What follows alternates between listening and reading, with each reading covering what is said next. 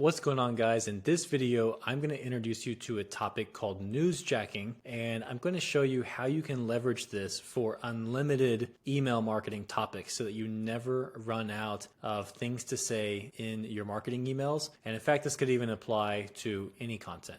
So first of all, what is newsjacking?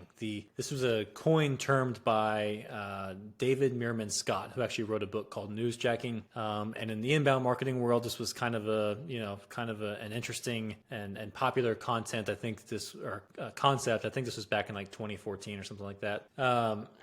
And it's something that doesn't really get talked about now, although I think you would absolutely recognize it when you see it. So what it means is it's called I guess the exact definition is the practice of taking advantage of current events or news stories in such a way as to promote or advertise one's product or brand. So basically this is someone who is, or a business where you're trying to hop on a trending topic, but ideally you would time it to where you hop on this thing before it becomes trending. That way your brand, your product, or you or whatever, you kind of ride the wave of this trend. So as if it's trending on Twitter and all of a sudden a bunch of articles start going out across Google or whatever, if you can be one of the first people to have put out a piece of content on that topic, then your name will grow with, as this wave of content explodes on the internet, you will go with it, right? Your name will be one of the first names out there associated with this thing. And a great example of this is a guy named Mattress Mac. He owns a furniture store down in Houston, and he's really famous for doing these insane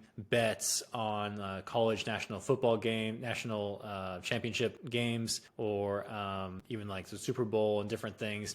And he's done these like crazy contests where if a certain team wins, he'll give away free mattresses to all of his customers, or whatever. Like there's all these crazy terms to these bets that he makes, and a lot of times he's betting millions of dollars. And what happens is every time he does that, he ends up getting millions of dollars of free promotion from all the publicity he gets, because he makes a big deal about these different bets that he's doing. He ends up getting so much publicity that which increases the sales of his business, where he always has it set up to where even if he loses the bet, and sometimes that could cost him millions, that it's set up in a way where the downside is protected by the extra publicity and promotion that he gets from doing this, to where he ends up actually making more money than he loses. And the thing is, he doesn't always lose. A lot of times he actually wins.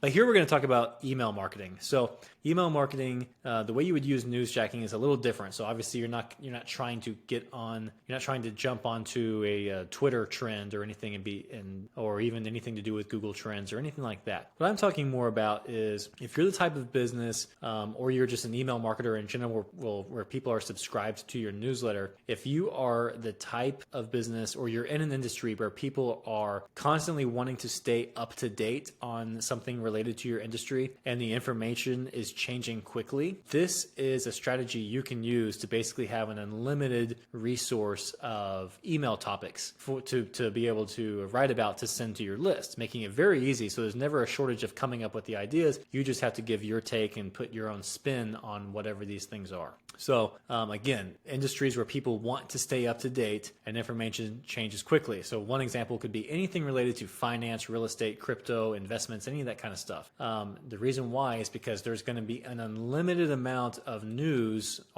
stories, I should say, around macroeconomic events, politics, new legislation, business earning reports, market updates, or whatever. Anything like that you can then create a piece of content around or create an email around. So for example, if you do anything related to investments, then new legislation, financial news, anything that's happening with the economy or with politics, those things are changing daily. I mean, there's 24/7 news cycles based around these things. So you never run out of topics. So really, you just want to be able to, for one, be the best resource for people. So maybe you're just the best at creating or curating the most interesting stories of the day, or I should say, you're the best at synthesizing that information and giving people the main takeaways that they need, so they don't have to go waste their time finding all those different articles on their own. So you end up just being the most reliable and best and most entertaining, most interesting, fill in the blank for whatever you can do,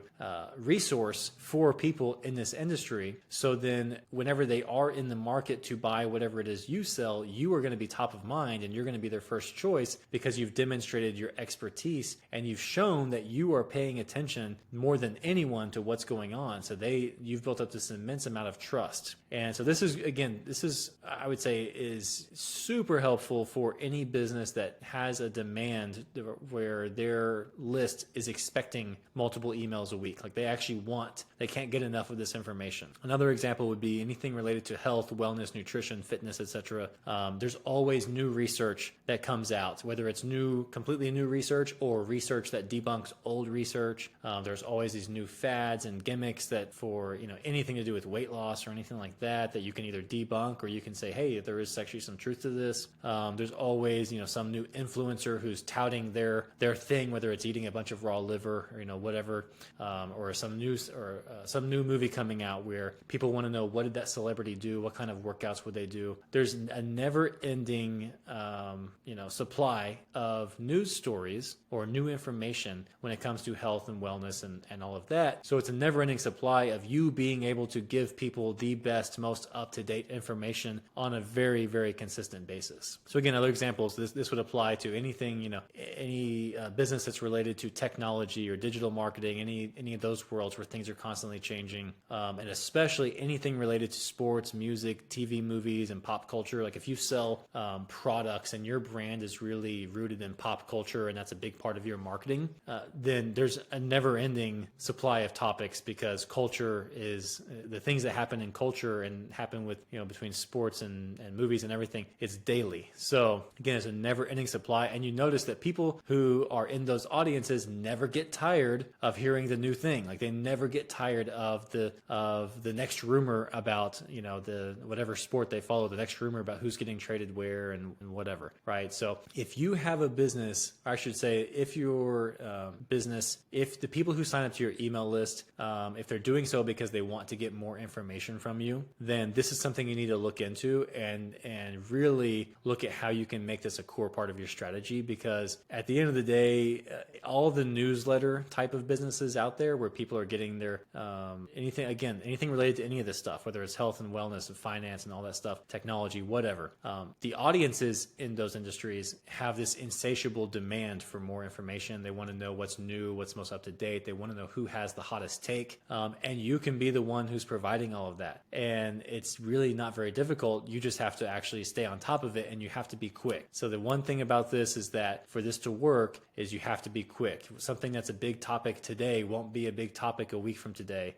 in a lot of these examples that I gave. Now, it will be the case and more so with like the health and wellness side, but when it comes to like the finance world and technology and all of that, those things tend to change very quickly. So you do want to be agile, meaning that whatever happens, like if the thing is trending today, you need to have that email out by tomorrow morning at the latest. But if you can do that, this becomes an amazing way for you to get insane engagement on your email list and insanely high email deliverability, because the people continue to come back and open and engage and click your emails. So that way, when you are selling something, you have got this huge and rabid customer base, or audience, at least if they're not customers yet, of people who are going to like you, know you, and trust you more than other businesses because of all that content you've put out. And it's going to be easier to generate sales from them. And it can also be a lot more fun. You can make it very fun as part of how you do it. So again, I don't see the term newsjacking brought up a lot. I'm sure you're probably familiar now that I've described this. I'm sure you recognize how you see this all the time. You just didn't know, either you didn't know that was a term, or you didn't know like how intentional that's